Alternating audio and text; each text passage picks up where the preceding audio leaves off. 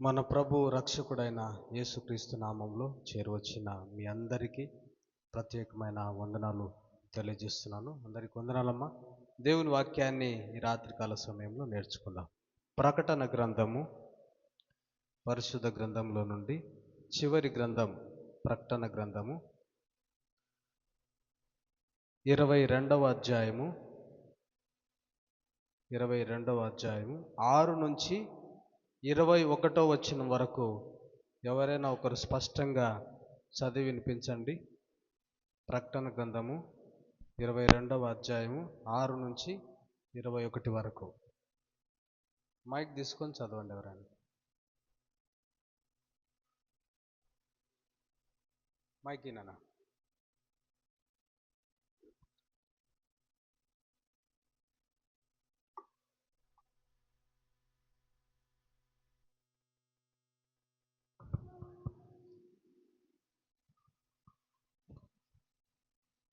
మరియు ఆ దూత ఈలాగు నాతో చెప్పెను, ఈ మాటలు నమ్మకమును సత్యములనై ఉన్నవి. ప్రవక్తల ఆత్మలకు దేవుడగు ప్రభువు త్వరలో సంభవింపవలసిన వాటిని తన దాసులకు చూపుటకై తన దూతను పంపెను. ఇదిగో, నేను త్వరగా వచ్చుచున్నాను. ఈ గ్రంథంలోని ప్రవచన వాక్యములను గైకొనువాడు ధన్యుడు. యోహానను నేను ఈ సంగతులను వినినవాడను, చూచినవాడను. నేను విని చూచినప్పుడు వాటిని నాకు చూపుచున్న దూతల పాదముల ఎదుట నమస్కారం చేయుటకు సాగిలపడగా, అతడు, వద్దు సుమి, నేను నీతో ప్రవక్తలైన నీ సహోదరులతోనూ ఈ గ్రంథమందున్న వాక్యములను గైకొను వారితోనూ సహదాసుడను, దేవునికే నమస్కారం చేయమని చెప్పాను. మరియు అతడు నాతో ఇలాగు చెప్పాను, ఈ గ్రంథమందున్న ప్రవచన వాక్యములకు ముద్ర వేయవలదు. కాలము సమీపమై ఉన్నది. అన్యాయం చేయువాడు ఇంకను అన్యాయమే చేయనిమ్ము. పవిత్రుడైన వాడు ఇంకను పవిత్రుడుగానే ఉండనిమ్ము. నీతిమంతుడు ఇకను నీతిమంతుడుగానే ఉండనిమ్ము. పరిశుద్ధుడు ఇంకను పరిశుద్ధుడుగానే ఉండనిమ్ము. ఇదిగో, త్వరగా వచ్చుచున్నాను. వాని క్రియల చొప్పున ప్రతి వానికిచ్చుటకు నేను సిద్ధపరిచిన జీతం నా యొద్ద ఉన్నది. నేనే అల్ఫయు ఓమేగయు, మొదటివాడను కడపటివాడను, ఆదియు అంతమునై ఉన్నాను.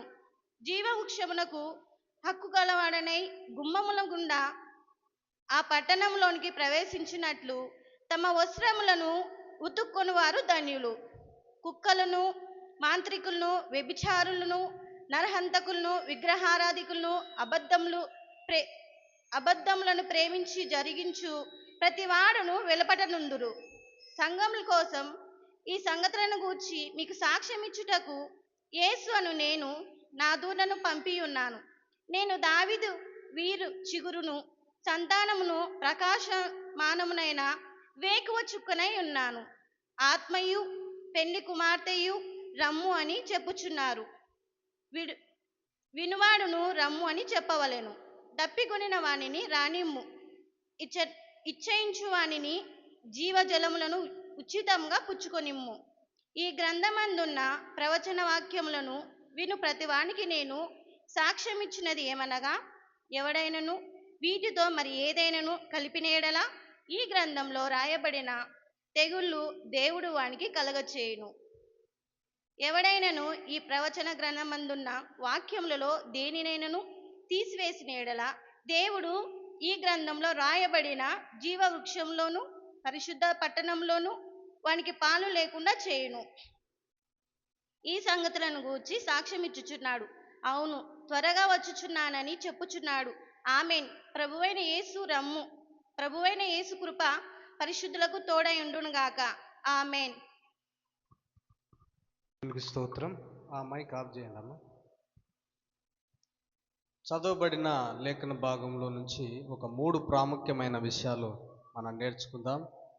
అదేంటంటే, దేవుని వాక్యం యొక్క నమ్మకత్వం. మొదటి విషయము దేవుని వాక్యం యొక్క నమ్మకత్వం. రెండో విషయము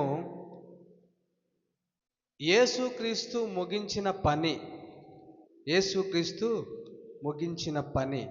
మూడవది పరిశుద్ధాత్మ యొక్క సాక్ష్యము. పరిశుద్ధాత్మ యొక్క ముగింపు సాక్ష్యము. ఈ మూడు విషయాలు మనం నేర్చుకుందాం. ఆ మైక్ బంద్ చేయండి అమ్మ, అమ్మింగ్ వస్తుంది. ప్రకటన గ్రంథం ఎవరు రాశారమ్మా సహోదరులారా? ప్రకటన గ్రంథం ఎవరు రాశారు అమ్మా? ప్రకటన గ్రంథము ఎవరు రాశారు? యోహాన్. Very good.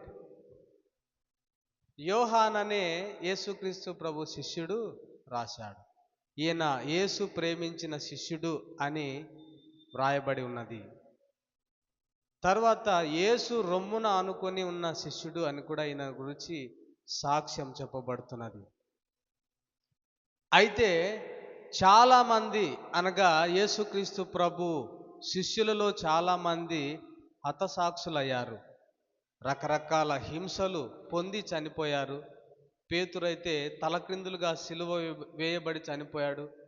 కొంతమంది నూనెలో వేయించి చంపారు.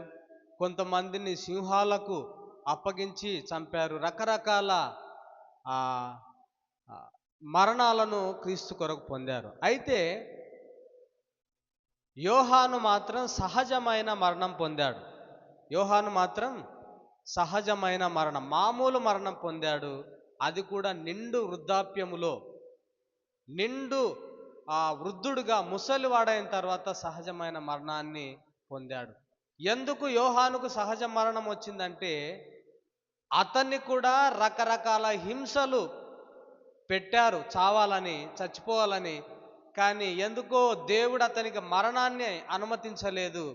అప్పుడు ఆయనను పద్మాస్ అనే ద్వీపానికి తీసుకెళ్ళి అక్కడ ఖైదీలతో పాటు, దొంగలతో పాటు ఒక ఖైదీగా అక్కడ ఉంచటం జరిగింది.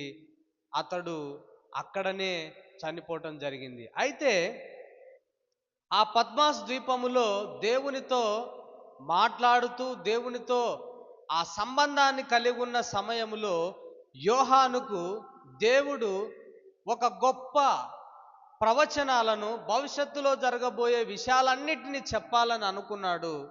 అందుకొరకే ఆయనను ఆత్మవశునిగా చేసి అనేక సంగతులు ఆయనకు దర్శన రూపకంగా కలిగించి వ్రాయించి చెప్పటం జరిగింది.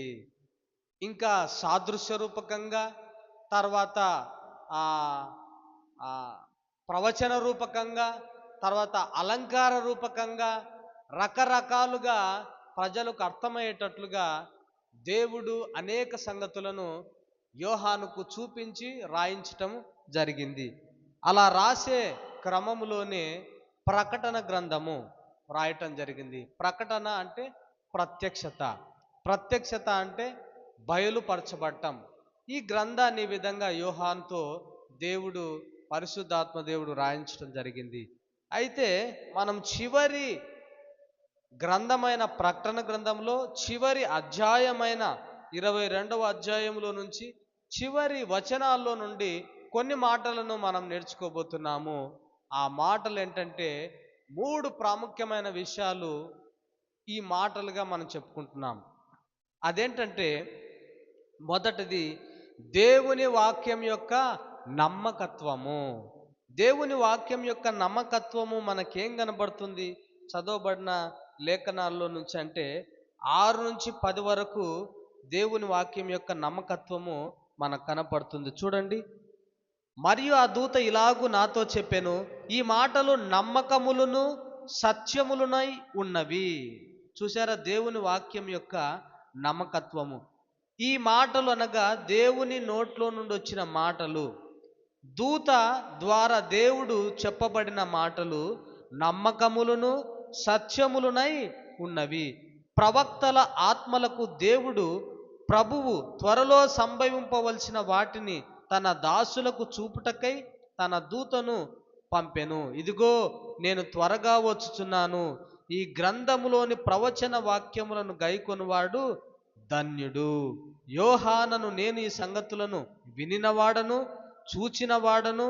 నేను విని చూచినప్పుడు వాటిని నాకు చూపుచున్న దూత పాదముల ఎదుట నమస్కారం చేయుటకు సాగిలపడగా, వద్దు సుమి, నేను నీతో ప్రవక్తలైన నీ సహోదరులతో ఈ గ్రంథమందున్న వాక్యములను గైకొను వారితో సహదాసుడను, దేవునికే నమస్కారం చేయమని చెప్పాను.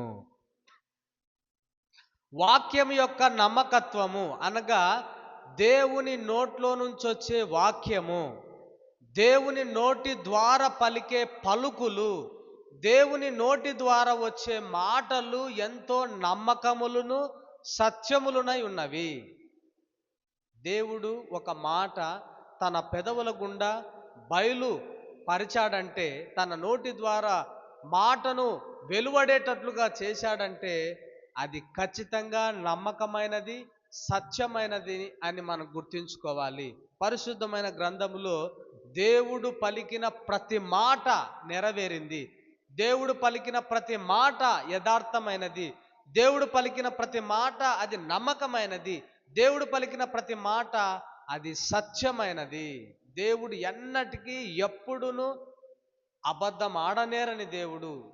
అబద్ధం ఆడటం అన్నది తన గుణానికి వ్యతిరేకమైనది, అది అసంభవము. దేవుడు నిజాన్ని మాత్రమే, సత్యమైనది మాత్రమే, యథార్థమైనది మాత్రమే, నమ్మకమైనది మాత్రమే దేవుని నోట్లో నుంచి వస్తాయి. కాబట్టి దేవుని యొక్క మాటలు, దేవుని యొక్క వాక్యము నమ్మకమైనది అని మనం గ్రహించాలి. ప్రకటన గ్రంథము చివరిలో ఉన్నాము.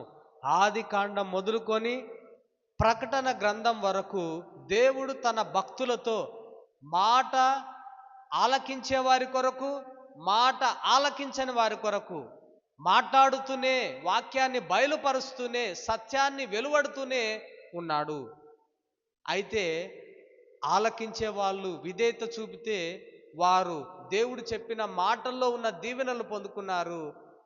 ఆలకించి అవిధేయత చూపి లోబడని వారు శాపాలు, ఉగ్రత, నరకాన్ని పొందుకున్న వ్యక్తులుగా ఉన్నట్టుగా మనం చూస్తున్నాం. కాబట్టి ప్రేమైన దేవుని బిడ్డలారా, పరిశుద్ధమైన గ్రంథంలో వ్రాయబడిన మాటలు ఏవో కథలుగా రాశారులే, లేకపోతే అవేమంత ప్రాముఖ్యమైనవి కాదులే, ఆ మాటలు అంత విలువైనవి కాదులే, ఆ మాటల యందు అంత శ్రద్ధ ఉంచాల్సిన అవసరం లేదులే, ఆ మాటలు అంత నమ్మకమైనవి కాదులే అని అనుకుంటే ప్రమాదములో మనం ఉన్నాము.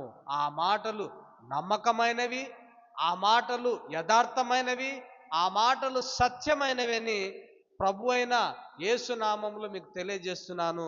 అది మీరు గమనించాలి. తర్వాత ఆ మాటలు అధికారం కలిగినవి. దేవుని మాటలు, లేకపోతే దేవుని వాక్యము, లేకపోతే దేవుని పలుకులు, లేకపోతే దేవుని వాగ్దానములు అధికారం కలిగినవి. చూద్దాం, చూడండి, 7 నుంచి చదువుదాం ఆ మాటలు. ఇదిగో నేను త్వరగా వచ్చుచున్నాను, ఈ గ్రంథములోని ప్రవచన వాక్యములను గైకొనువాడు ధన్యుడు. యోహానను నేను ఈ సంగతులను వినినవాడను, చూచినవాడను.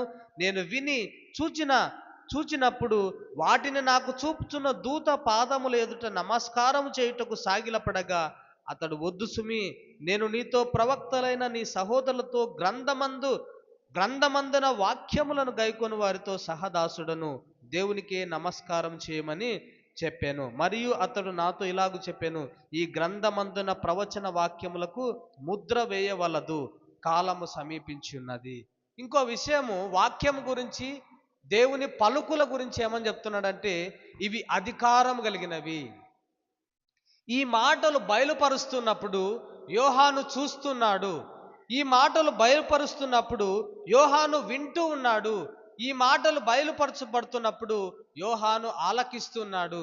ఈ మాటల్లో ఉన్న గొప్పతనాన్ని తెలియజేస్తున్న దూత అతని ఎదుట ఉండగా, వెంటనే దూత ఎదుట, అతని పాదముల ఎదుట సాగిలపడి దూతకు నమస్కారం చేయబోతుండగా, దూత వద్దు సుమి, నాకు కాదు నమస్కారం చేయవలసింది, దేవుని మాటలు ఎంత గొప్పవో, దేవుని వాక్యము ఎంత సత్యమైనదో, దేవుని వాక్యములు ఎంత నమ్మకమైనవో, నువ్వు నేను ఆ మాటలకే లోబడే వ్యక్తులంగా ఉన్నాము.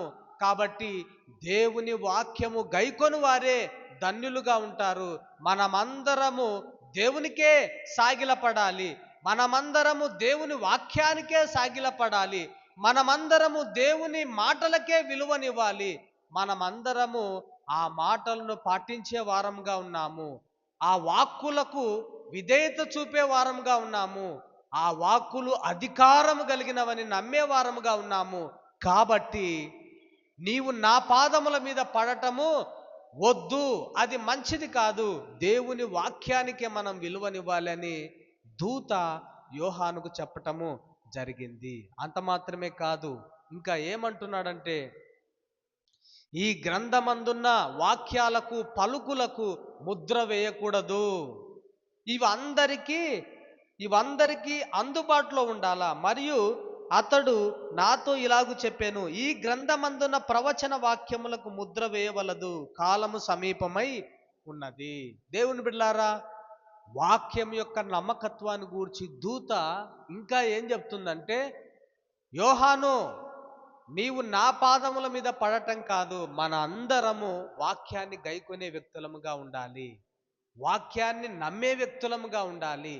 వాక్యము ఎంత గొప్పదో తెలుసుకున్న వ్యక్తులమై ఉండాలి.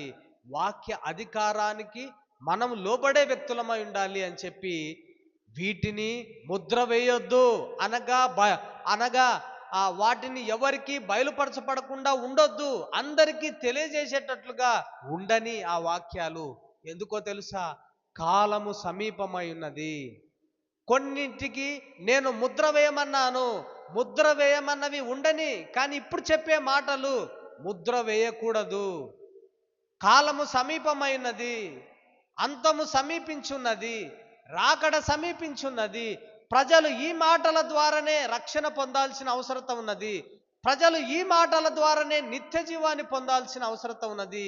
ప్రజలు ఈ మాటల యొక్క గొప్పతనాన్ని, అధికారాన్ని, నమ్మకత్వాన్ని, యథార్థతను తెలుసుకోవాల్సిన అవసరత ఉన్నది. కాబట్టి ఈ మాటలకు ముద్ర వేయవలదు. ఈ మాటలను అందరికీ అవైలబుల్గా, అందరికీ అందుబాటులో, అందరికీ చేరువగా, అందరికీ చేరేంతగా, అందరికీ వాక్యము విరివిగా ప్రకటించేదిగా, విరివిగా చూసుకునేదిగా ఉండాలి. కాబట్టి ముద్ర వేయొద్దు అని చెప్తున్నాడు. దేవుని బిడ్డలారా,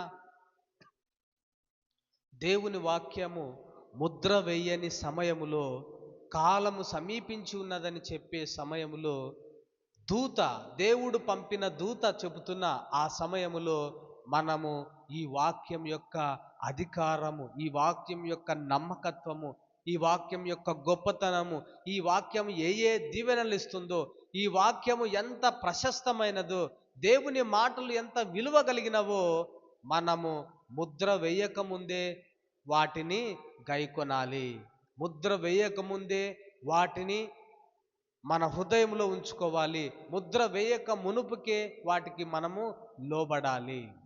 కాబట్టి కాలము సమీపమైనది అని వ్రాయబడినప్పుడే, తెలుపబడినప్పుడే, మన చెవులకు వినబడినప్పుడే, మన హృదయానికి గోచరమైనప్పుడే మనము వాక్యం యొక్క నమ్మకత్వాన్ని గుర్తించాలని ప్రభు నామంలో మనవి చేస్తున్నాను. చాలా చోట్ల వాక్యం చెప్పబడకుండా గంటన్నర సేపు 3-4 కథలు చెప్తున్నారు. మన సంఘములో అయితే దేవుని దయ వలన వాక్యముతోనే వివరించడానికే గంట సేపు సమయం పడుతుంది. ఇక కథలు చెప్పటానికి అవకాశమే లేదు, కథలు చెప్పడానికి సమయమే లేదు, వాక్యముతో వివరించడానికి సమయం దొరకటం లేదు. కాబట్టి దేవుని బిడ్డలారా, ఇలాంటి వాక్యము మీకు విరివిగా దొరికే ఈ సమయంలోనే, ముద్ర వేయకుండా ఉన్నప్పుడే ఈ వాక్యం యొక్క లోతు, ఈ వాక్యం యొక్క పొడవు, ఈ వాక్యం యొక్క వెడల్పు, ఈ వాక్యం యొక్క సౌలభ్యము, ఈ వాక్యం యొక్క నమ్మకత్వము, ఈ వాక్యం యొక్క యథార్థత, సత్యము ఎంత గొప్పదో మనం అర్థం చేసుకోవాలని ప్రభు నామంలో మనవి చేస్తున్నాను. ఇక రెండో విషయం ఏంటంటే, క్రీస్తు ముగించిన పని, అనగా దేవుని కుమారుడు ముగించిన పని చూద్దాం. దేవుని వాక్యమే ముగించిన పని చూద్దాం. 11వ వచనం నుంచి చదువుదాం.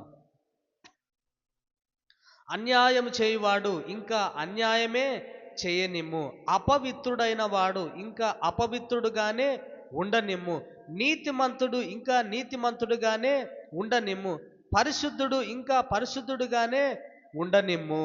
ఇదిగో త్వరగా వచ్చుచున్నాను. వాని క్రియల చొప్పున ప్రతి వానికిచ్చుటకు నేను సిద్ధపరిచిన జీతము నా యొద్ద ఉన్నది. నేనే అల్ఫా ఒమేగా, మొదటి వాడను కడపటి వాడను, ఆదియు అంతమునయున్నాను. జీవ వృక్షమునకు హక్కు గలవారై గుమ్మముల గుండా ఆ పట్టణంలోనికి ప్రవేశించినట్లు తమ వస్త్రములను ఉదుక్కొని వారు ధన్యులు. కుక్కలును, మాంత్రికులను, వ్యభిచారులను, నరహంతకులను, విగ్రహారాధికులను, అబద్ధమును ప్రేమించి జరిగించు ప్రతి వాడును వెలుపట ఉందురు. సంఘముల కొరకై ఈ సంగతులను గూర్చి మీకు సాక్ష్యమిచ్చుటకు యేసు అను నేను నా దూతను పంపి ఉన్నాను. నేను దావీదు చిగురును, సంతానమును, ప్రకాశమానమైన వేకువ చుక్కనై ఉన్నాను. ఇవన్నీ ఎవరు చెప్తున్నారంటే మన ప్రభు, మన రక్షకుడైన యేసుక్రీస్తు ప్రభు చెప్తున్నాడు. ఆయన ముగించిన పనిని చెప్తున్నాడు. మనం ఏమై ఉన్నామో యేసుక్రీస్తు ప్రభువే చెప్తున్నాడు. ఏమై ఉన్నామో ఆయనే చెప్తున్నాడు. 11వ వచనంలో ఏమని? అన్యాయం చేసేవారిగా ఉన్నావా? అపవిత్రుడిగా ఉన్నావా? పరిశుద్ధునిగా ఉన్నావా? తర్వాత ఇంకా ఏమున్నాయి అక్కడ? అపవిత్రుడిగా ఉన్నావా? నీతిమంతుడుగా ఉన్నావా? పరిశుద్ధుడిగా ఉన్నావా? ఇవన్నీ నీవు నీ స్థితి ఏంటి అనేది యేసు ప్రభువే చెప్తున్నాడు. ఎలా ఉన్నావు నువ్వు? నేనైతే యేసు ప్రభు అంటున్నాడు, నేను వచ్చిన పనిని ముగించి ఆరోహణమై పరలోకానికి వెళ్ళాను. వెళ్ళి మీరు చేయాల్సిన పని, నేను ముగించిన పని యందు విశ్వాసం ఉంచాలని, నేను ముగించిన పని, నా ప్రణాళికను సమస్తమును మీకు వివరించడం జరిగింది. ఇక మీ స్థితి ఏంటి? అపవిత్రుడిగానే ఉన్నావా? ఇంకా అన్యాయస్తుడిగానే ఉన్నావా? ఇంకా లేక ఆయనిచ్చే నీతిని పొందుకుని నీతిమంతుడిగా ఉన్నావా? అపవిత్రుడిగా ఉన్నావా? నీ స్థితి ఏంటి అన్నది దేవుని వాక్యమే నిర్ణయిస్తుంది. దేవుని వాక్యమే నిర్ణయిస్తుంది. ఏమని నిర్ణయిస్తుంది అంటే ఆ కింది వచనంలో ఉన్నది. ఏమనుందంటే అక్కడ, ఇదిగో నేను త్వరగా వచ్చుచున్నాను. వాని క్రియల చొప్పున ప్రతి వానికిచ్చుటకు నేను సిద్ధపరిచిన జీతము నా యొద్ద ఉన్నది. దేవుని బిడ్డలారా, యేసుక్రీస్తు ప్రభు అంటున్నాడు, మీ స్థితి, మీ యొక్క స్టేటస్ నీతిమంతుడిగా ఉన్నదా? అన్యాయస్తుడిగా ఉన్నదా? పరిశుద్ధుడిగా ఉన్నావా? అపవిత్రుడిగా ఉన్నావా? మీ స్థితి మీ క్రియలను బట్టి నిర్ణయించడం జరుగుతున్నది. వాని క్రియల చొప్పున జీతం ఇవ్వటానికి నా యొద్ద జీతం ఉన్నది అని వారి స్థితికి తగినట్లుగా నేను ఇస్తాను. నేను ముగించిన పని ద్వారా మీకు కలుగుతుంది అని చెప్తున్నాడు. దేవుని బిడ్డలారా, వాని క్రియల చొప్పున అనేది యేసుక్రీస్తు ప్రభు స్వయాన తన నోటి ద్వారా చెప్తున్నాడు. చూడండి, యేసుక్రీస్తు ప్రభు వచ్చి అంటాడంట ఇట్లా, మీ క్రియలకు తగిన ఫలితము మీకు దొరుకుతుంది అని. మన క్రియల ఫలితమే మనకు కావాలి అని అనుకుంటే, లోకములో ప్రజలు మా క్రియల ఫలితమే, యేసు ప్రభు అంటుండు, వాని క్రియల చొప్పున నేను జీతం ఇస్తాను, మన క్రియలకు తగిన జీతం ఇవ్వాలి అని అంటే అది నిత్య నరకమే. అది దేవుని ఉగ్రత చూపే విధంగా ఉంటుంది. మనము మన క్రియల ఫలితాన్ని కోరితే మనకు నిత్య నరకాగ్ని వస్తుంది. కానీ మనం అందరము ఎన్నో సంవత్సరాల తరబడి, చాలా నెలలు తరబడి వింటున్న వాక్యం ఏంటంటే, యేసు ప్రభు క్రియల ఫలితం మనకు కావాలి. యేసు ప్రభు క్రియల ఫలితము నేను కోరుకుంటున్నాను. యేసు ప్రభు క్రియల ఫలితంగా నేను నీతిమంతుడను అవుతున్నాను. యేసు ప్రభు క్రియల ఫలితంగా నేను రక్షణ పొందుతున్నాను. యేసు ప్రభు క్రియల ఫలితమే నాకు కావాలి అని కోరుకుంటున్నాం. కాబట్టి మన స్థితి యేసు ప్రభు క్రియల ఫలితంగా ఆధారపడి ఉంటుంది. యేసు ప్రభు అంటున్నాడు, వాని క్రియల చొప్పున జీతము నా యొద్ద ఉన్నది. నీ క్రియలకు తగిన జీతం నీకు కావాలంటే దానికి తగిన జీతాన్ని నేను ఇస్తాను. కానీ నేను ముగించిన పని అనగా సర్వలోక పాపములను నా మీద వేసుకొని మీ అందరికీ ఉచితంగా, వరంగా, బహుమానంగా మీకు జీతం ఇవ్వబోతున్నాను. అనగా యేసు ప్రభు సంపాదించి సాధించిన దానిని మనకు ఉచితంగా ఇవ్వబోతున్నాడు. ఆయన క్రియల ఫలితాన్ని మనము పొందుకుంటే మనకు నిత్య జీవము. మన క్రియలకు రావాల్సిన జీతాన్ని మనం దేవుని దగ్గర నుంచి ఎక్స్పెక్ట్ చేస్తే అది నిత్య నరకము. ఇంకా కింది వచనంలో ఈ విధంగా రాయబడింది, చూద్దాం. 14 వచనంలో, 13 వచనంలో, నేనే అల్ఫా ఒమేగా, మొదటి వాడను కడపటి వాడను, ఆదియు అంతమునై ఉన్నాను. జీవ వృక్షమునకు హక్కు గలవారై గుమ్మముల గుండా ఆ పట్టణములోనికి ప్రవేశించినట్లు తమ వస్త్రములను ఉదుకుకొనువారు ధన్యులు. తమ వస్త్రములను ఉదుకుకొనువారు ధన్యులు. ఎలా ఉతుక్కుంటారు తమ వస్త్రములను?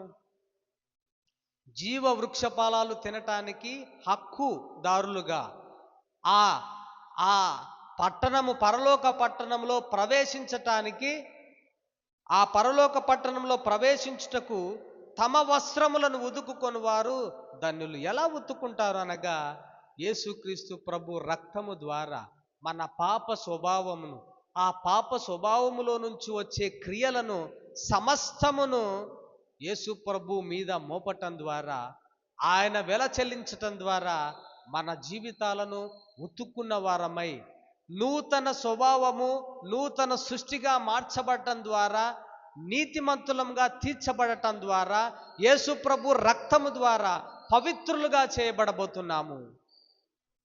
యేసు ప్రభు రక్తము ద్వారా పరిశుద్ధపరచబడబోతున్నాము. ఎప్పుడంటే మనము జీవవృక్ష ఫలాలను తినాలన్నా, ఆ పట్టణంలోనికి ప్రవేశించాలన్నా, మనము ఆ పట్టణంలోనికి హక్కుదారులముగా వెళ్ళాలన్నా, మనము మన వస్త్రములను ఉతుక్కున్న వారమై ఉండాలి.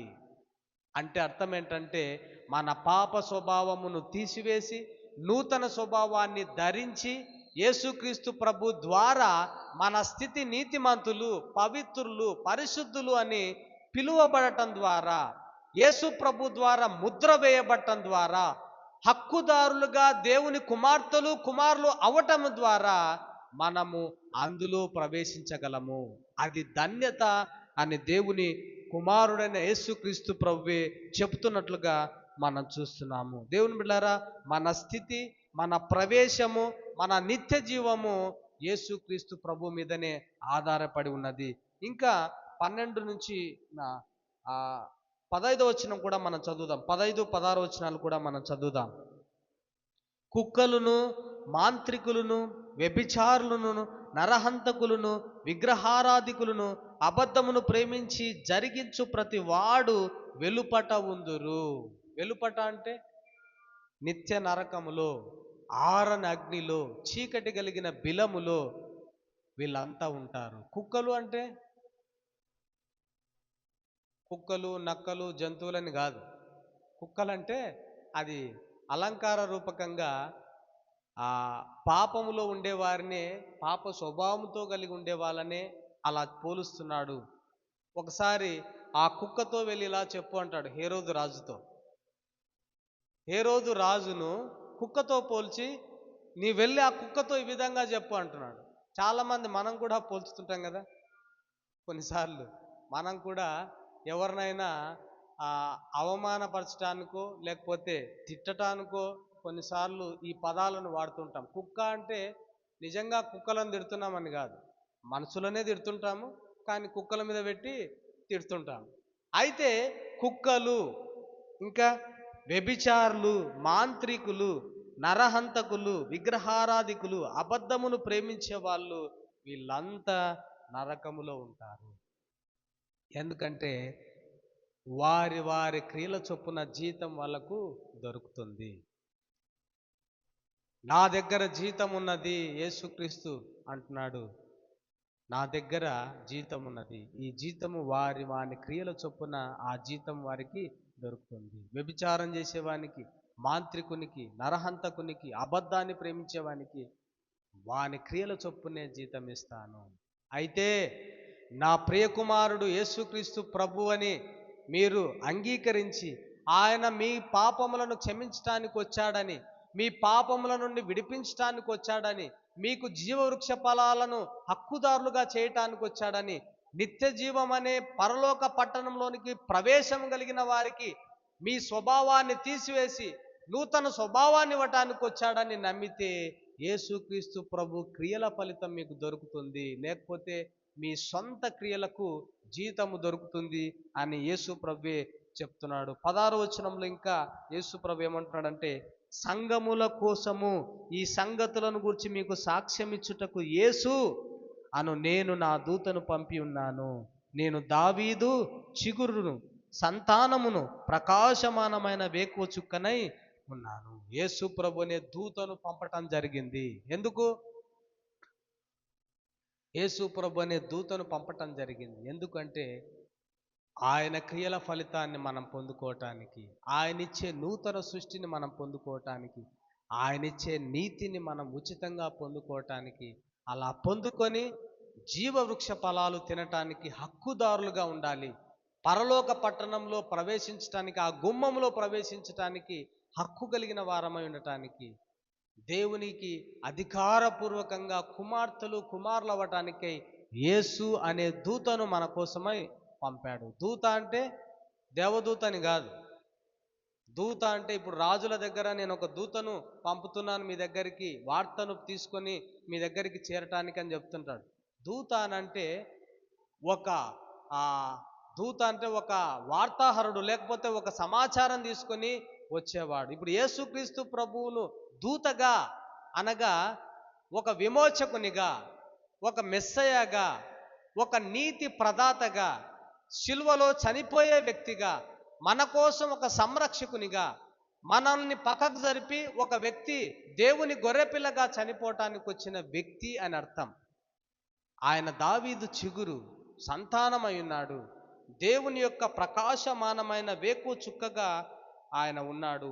ఈ సంగతులు సాక్ష్యం ఇవ్వటానికే యేసుక్రీస్తు ప్రభు వచ్చాడు. ఏ సంగతులు సాక్ష్యం ఇవ్వటానికి అంటే, ప్రజలు మరణము నుండి జీవంలోనికి దాటాలనే సంగతులు, తీర్పులో నుండి దేవుని ఉగ్రతలో నుండి నిత్య జీవంలోనికి దాటాలనే సంగతులు, ప్రజలు ఉచితంగా నీతిమంతులుగా తీర్చబడతారనే సంగతులు, ప్రజలు దేవుని కృప ద్వారా పరిశుద్ధులుగా విమోచింపబడిన ప్రజలుగా తన ప్రేమ ద్వారా వారిని రక్షించడానికి వచ్చాడనే సంగతులు బయలుపరచడానికే యేసు ప్రభువును దూతగా పంపిన విషయము మనం గుర్తుంచుకోవాలి. క్రీస్తు ముగించిన పని ఇది అని మనం గమనించాలి. ఇక చివరిగా పరిశుద్ధాత్మ దేవుని యొక్క సాక్ష్యాన్ని, ముగింపు సాక్ష్యాన్ని చూద్దాం. 17 నుంచి 21 వరకు ఒకసారి చదువుదాం. ఆత్మయు అనగా పరిశుద్ధాత్మ దేవుడు, పెళ్లి కుమార్తెయు రమ్ము అని చెప్పుచున్నారు, వినువాడు రమ్ము అని చెప్పవలను. దప్పిగొనిన వానిని రానిమ్ము, ఇచ్చయించు వానిని జీవజలమును ఉచితంగా పుచ్చుకొననిమ్ము. ఆత్మయు పెళ్లి కుమార్తెయు రమ్ము అని చెప్పుచున్నారు. పరిశుద్ధాత్మ దేవుని సాక్ష్యం, ముగింపు సాక్ష్యము మనం వింటున్నాము. పెళ్లి కుమార్తె అంటే వధువు సంఘము, లేకపోతే రక్షింపబడిన వారిని కూడా ఈ విధంగా పోల్చడం జరుగుతుంది. ఆల్రెడీ యేసు ప్రభు రక్తము ద్వారా విమోచింపబడి నీతిమంతులుగా తీర్చబడిన వారు ఎంతోమంది ఈ లోకాన్ని విడిచి వెళ్ళిపోయారు. మన్నైనది వెనుకటి వల్లే మన్నైపోయింది. వారు ఆత్మ దేవుని యొద్దకు చేరింది. ఈ చేరిన ఆత్మలలో, దేవుని యొద్దకు చేరిన ఆత్మలలో రక్షింపబడిన వారున్నారు, రక్షణ లేని వారున్నారు. రక్షింపబడిన వారు అబ్రహాము రొమ్మున ఆనుకొని నెమ్మది పొందుతున్నారు. రక్షింపబడని వారు పాతాళములో ధనవంతుని వలె వేదన చెందుతున్నారు. అయితే ప్రభు అయిన యేసు రమ్ము అనే ఆత్మదేవుడు సాక్ష్యాన్ని ఇస్తున్న సమయములో, ఆత్మ పెళ్లి కుమార్తె రమ్ము అని సాక్ష్యం ఇస్తున్న ఆ తరుణంలో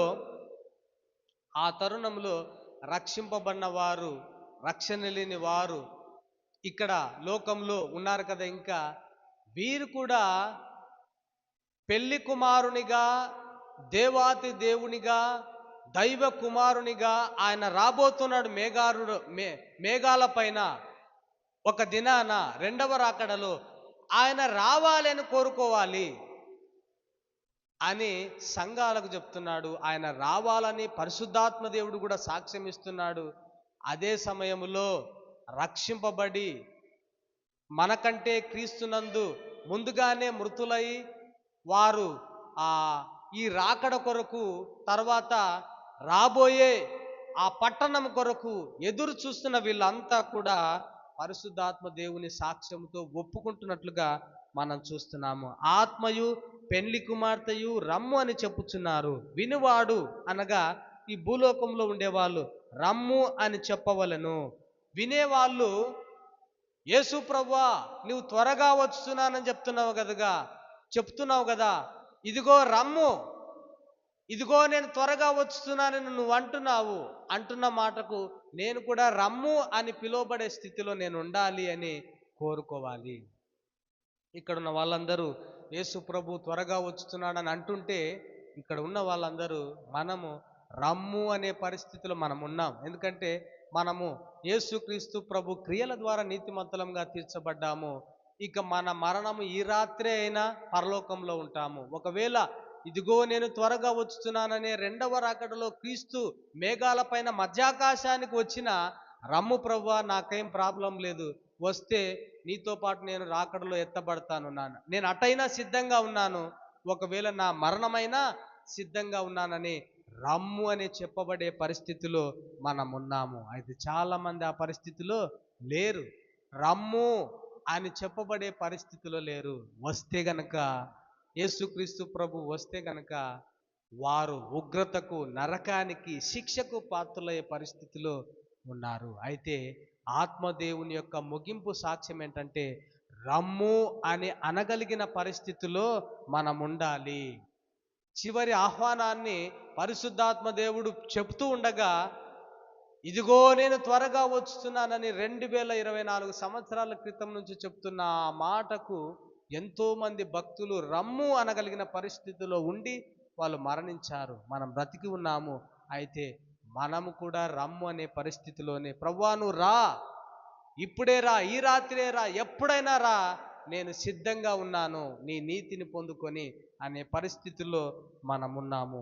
ఇంకా ఏమనుందంటే చివరి హెచ్చరిక కూడా మనకు కనిపిస్తుంది. 18వ వచనంలో మనకు కనపడుతుంది. చివరి ఆహ్వానాన్ని మనం చూస్తున్నాం. చివరి హెచ్చరిక ఏంటంటే ఈ గ్రంథమందున్న ప్రవచన వాక్యములను విను ప్రతి వానికి నేను సాక్ష్యమిచ్చినదేమనగా ఎవడైనను వీటితో మరి ఏదైనను కలిపిన ఎడల ఈ గ్రంథంలో వ్రాయబడిన తెగుళ్ళు దేవుడు వానికి కలుగజేయును. ఎవడైనను ఈ ప్రవచన గ్రంథమందున్న వాక్యములలో ఏదైనా తీసివేసిన ఎడల దేవుడు ఈ గ్రంథంలో వ్రాయబడిన జీవ వృక్షంలోను పరిశుద్ధ పట్టణంలోను వానికి పాలు లేకుండా చేయును. ఇక్కడ స్పష్టంగా చివరి హెచ్చరిక చెప్పబడుతుంది. ఏమని చెప్తున్నాడంటే ఈ గ్రంథములో చెప్పబడిన ప్రవచన వాక్యములకు ఏదైనా కలిపిన ఎడల, ఏదైనా తీసివేసిన ఎడల ఈ గ్రంథములోని తెగుళ్ళన్నీ ఉంటాయి. అంత మాత్రమే కాదు, జీవ వృక్షములోను పరిశుద్ధ పట్టణంలోను వానికి పాలు లేకుండా ఉంటుంది.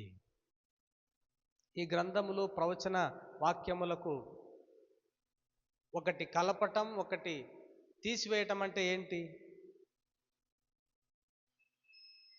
జీవ వృక్ష ఫలాలను ఏ కారణాన్ని బట్టి తింటాం? నిత్య జీవం అనే యెరూషలేము అనే పట్టణంలోనికి ఏ కారణం వల్ల ప్రవేశిస్తాం? ఇక్కడ ప్రవేశం లేదనుంది కదా. ఈ గ్రంథమందున్న ప్రవచన వాక్యములకు కలిపితే జీవవృక్ష ఫలాలు నువ్వు తినలేవు, ఇట్లా అర్థం చేసుకున్నావు. ఈ గ్రంథమందున్న ప్రవచన వాక్యములకు నువ్వు తీసివేస్తే పరలోక పట్టణంలో నీకు ప్రవేశం ఉండదు. పరలోక పట్టణంలోనికి ప్రవేశము, జీవవృక్ష ఫలాలను తినే హక్కు మనకు ఏ కారణాన్ని బట్టి వస్తుంది చెప్పాలా? ఏ కారణాన్ని బట్టి వస్తుంది? యేసు ప్రభు ద్వారా నీతిమంతులముగా తీర్చబడి ఆయన క్రియల ఫలితమే నాకు వస్తుందని నమ్మటం ద్వారా మనము ఈ జీవవృక్ష ఫలాలను తినగలుగుతున్నాము. జీవ గ్రంథంలో పేరు రాయటం జరుగుతుంది. అలాగే పరలోక పట్టణంలో ప్రవేశించగలుగుతున్నాం. ఈ ప్రవచన గ్రంథములో వ్రాయటము, తీసివేయటము, యాడ్ చేయటము, తీసివేయటము, ఈ ప్రవచన గ్రంథముల కంటే సువార్తకే. సువార్త అనే ప్రవచన గ్రంథానికి, ప్రవచన మాటలకు, సువార్తకు కలిపి చెరపటం అని అర్థం. అర్థమైంది అనుకుంటాను కొంతమంది. ఈ గ్రంథమందున ప్రవచన వాక్యాలకు కలిపితే పరిశుద్ధ పట్టణంలో పాలు ఉండదు, జీవవృక్ష ఫలాలను తినటం జరగదు. ఈ జీవవృక్ష ఫలాలను తినటము, పరిశుద్ధ పట్టణంలోనికి ప్రవేశం జరగటము దేని వల్ల కలుగుతుందంటే సువార్తను అంగీకరించడం ద్వారా. ఇప్పుడు అర్థమవుతుంది ఏంటంటే సువార్తకు కలపటము, సువార్తకు తీసివేయటం జరిగితే ఈ రెండు కారణాలు మనకు దొరకవు. తెగుళ్ళు, వ్యాధులు ఈ లోకములో భౌతిక సంబంధంగా మనకు దొరుకుతాయి. అంతేకాదు నిత్యత్వం అంతా నరకంలో ఉండాల్సిన పరిస్థితి వస్తుంది. ఏంటి సువార్తకు కలపటము, చెరపటం అని అంటే యేసుక్రీస్తు ప్రభువు ప్లస్ నా క్రియలు. యేసుక్రీస్తు ప్రభువు ప్లస్ నా క్రియలు. చాలామంది ఇదే విధానంలో ఉన్నారు. పెద్ద పెద్ద బోధకులు అన్ని చోట్ల క్రైస్తవ్యం అంతా దీంతోనే ముడిపడి ఉంది. యేసుక్రీస్తు ప్రభువు నమ్మాలి ప్లస్ నా క్రియలు సరిగా లేకపోతే నేను నరకమే అంటారు. నా క్రియలు అంతం వరకు నేను కాపాడుకోవాలి, అంతం వరకు నా సత్క్రియలు కాపాడుకోలేకపోతే నేను నరకమే. ఇదే సువార్తకు కలపడం అంటే, ప్రవచన గ్రంథములు చెప్పబడిన మాటలకు కలపడం అంటే. నీ క్రియలు సరిగా లేకపోతే, యేసుక్రీస్తు ప్రభువుని నమ్ముకున్నావు, కృప ద్వారా రక్షణ అని నమ్మావు, కృప ద్వారా నేను నీతిమంతునిగా తీర్చబడ్డానని నమ్మావు. దానికి యాడ్ ఏం చేస్తున్నావు, ప్లస్ అని చెప్పేసి ఏం చేస్తున్నావు అంటే నా సత్క్రియలు కూడా అంతం వరకు సరిగ్గా లేకపోతే, పరిశుద్ధంగా కనబడకపోతే నేను నరకమే అని అంటున్నావు. అలా అనటంలో అర్థం ఏంటంటే యేసుక్రీస్తు ప్రభు ముగించిన పని, యేసుక్రీస్తు ప్రభు కార్చిన రక్తము, యేసుక్రీస్తు ప్రభు చేసిన వెల,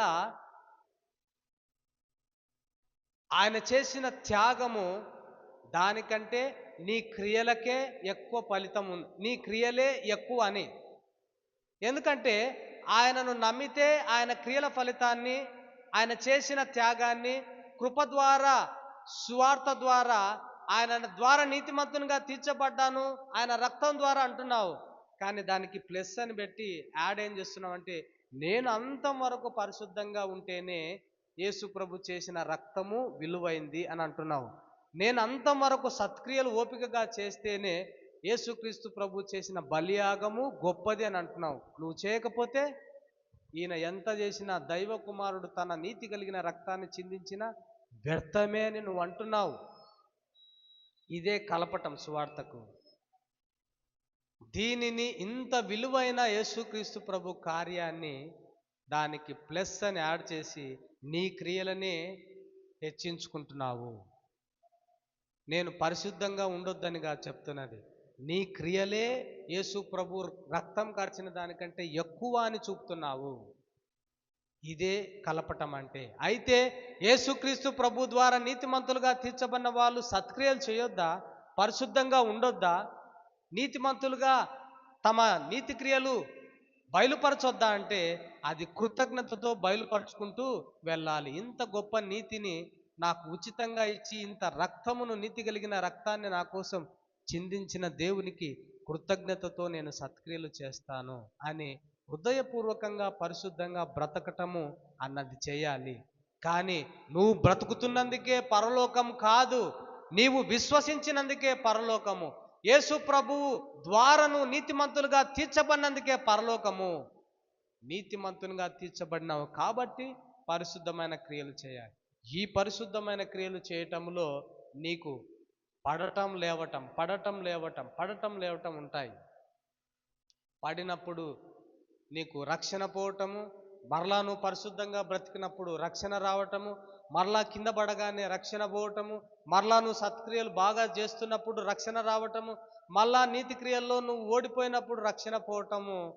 నీ నీతి క్రియల మీద ఆధారపడలేదు, వాని క్రియలు చొప్పున అంటే యేసుక్రీస్తు ప్రభు నరకాన్నే ఇస్తాడు. అయితే యేసు ప్రభు క్రియల ఫలితంగా మనం రక్షణ పొందాము, ఆయన క్రియల ఫలితంగానే మనము పరలోకాన్ని పొందుకుంటాము. అయితే పరిశుద్ధంగా బ్రతకటం అన్నది నీవు మార్చబడిన నూతన సృష్టిగా మార్చబడ్డావు కాబట్టి నూతన సృష్టిలో నుంచి సత్క్రియలే వస్తాయి.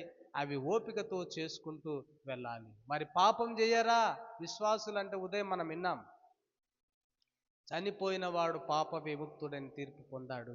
నూతన సృష్టిగా మార్చబడిన నీ నూతన స్వభావంలో నుంచి పాపపు క్రియలిక రావు.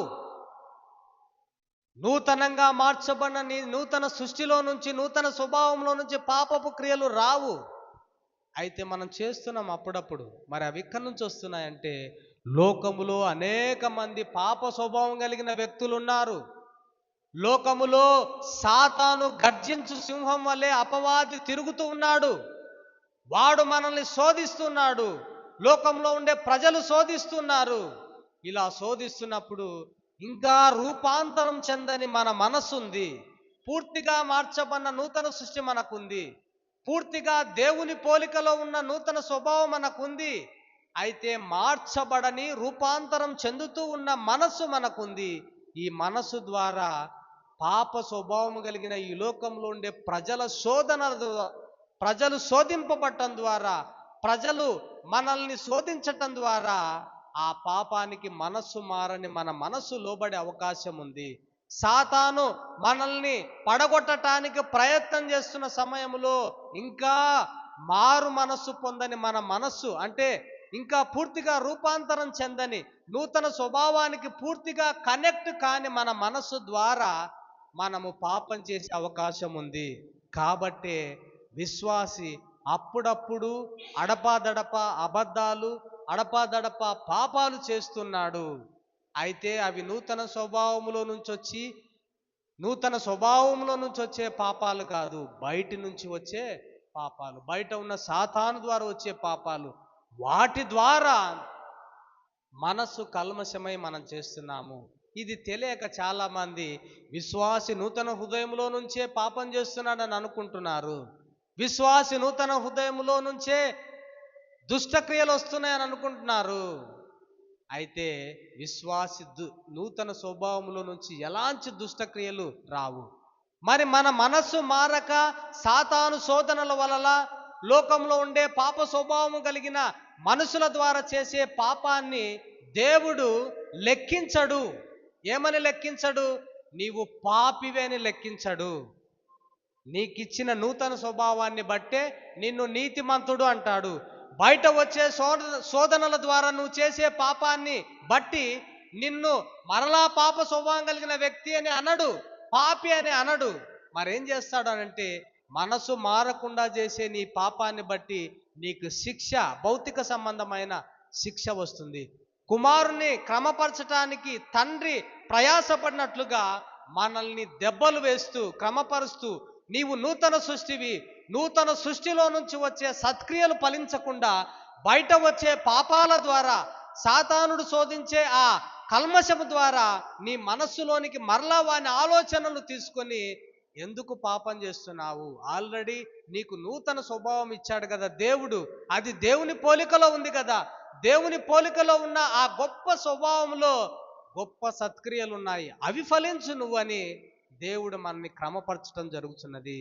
ఇలా క్రమపరచబడే క్రమములో మనము దేవుని మాట వింటే నూతన స్వభావంలో నుంచి ఎన్నో సత్క్రియలు ఫలిస్తాము. వినకపోతే బయట ఉన్న పాపాలను బట్టి విశ్వాసి పాపం చేసే అవకాశం ఉంది. అయితే విశ్వాసి పాపం చేసే అవకాశం ఉందని విశ్వాసి చేస్తున్నాడని ఎందుకు దేవుడు అన్నాడంటే, విశ్వాసి యొక్క గుర్తింపు నూతన స్వభావము. నూతన స్వభావంలో నుంచి వచ్చే క్రియలను ఆధారంగా చేసుకునే దేవుడు విశ్వాసిని నీతిమంతుడని అంటాడు. బయట వచ్చే ఎన్ని దుష్టక్రియల ద్వారా తన మనస్సు మారక చేసే పనులను బట్టి విశ్వాసి గుర్తింపు, విశ్వాసి యొక్క స్థితిని దేవుడు మార్చడు అన్న సంగతులు మీరు అర్థం చేసుకోవాలి. ఇంత లోతైన అవగాహన మీకు కలుగదు.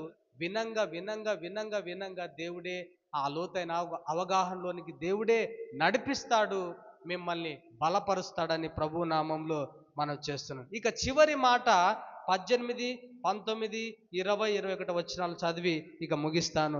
ఈ గ్రంథమందున్న ప్రవచన వాక్యములను విని ప్రతి వానికి నేను సాక్ష్యం ఇచ్చున్నది ఏమనగా, ఎవడైనను వీటితో మరి ఏదైనాను కలిపినడలా ఈ గ్రంథంలోను వ్రాయబడిన తెగుళ్ళు దేవుడు వానికి కలుగజేయును. ఎవడైనాను ఈ ప్రవచన గ్రంథమందున వాక్యములలో ఎవడైనాను తీసివేసినడలా దేవుడు ఈ గ్రంథములో వ్రాయబడిన జీవ వృక్షంలోను పరిశుద్ధ పట్టణంలోను వానికి పాలు లేకుండా చేయును. అనగా స్వార్థకు కలిపి చెరిపితే నిత్య జీవము నీకు ఉండదు. ఈ సంగతులను గురించి సాక్ష్యం ఇచ్చువాడు అవును త్వరగా వచ్చుచున్నానని చెప్పుచున్నాడు. ఆమేన్. ప్రభు అయిన యేసు రమ్ము. ప్రభు అయిన యేసు కృప పరిశుద్ధులకు తోడై ఉండునుగాక. ఆమేన్ అని ప్రవచన గ్రంథమందు వ్రాయబడి ఉన్నవి. ఇవి చివరి మాట, చివరి ఆహ్వానము, చివరి హెచ్చరికలు యేసు ప్రభు దగ్గర నుంచి, పరిశుద్ధాత్మ దేవుని నుంచి వస్తున్నాయి. కాబట్టి దేవుని బిడ్డలారా, ఈ వాక్యము అర్థం చేసుకోవటానికి జ్ఞానం లేకపోతే, దేవా నాకు జ్ఞానం ఇవ్వు, అర్థం చేసుకోవటానికి నీ కృపనివ్వు. మంచి వాక్యం మా సంఘంలో వినిపించబడుతుంది. కల్పన కథలు, కట్టుకథలు చెప్పటం లేదు. వాక్యమే అర్థం చేసుకోవటానికి నా జ్ఞానం సరిపోవటం లేదు. నాకు అనుగ్రహించు ప్రభువా అని అడిగితే చక్కగా దేవుడు వాక్యం అర్థమయ్యేటట్లుగా చేస్తాడు. దేవుడి మాటలను దీవించి ఆశీర్వదించును గాక. ఆమేన్.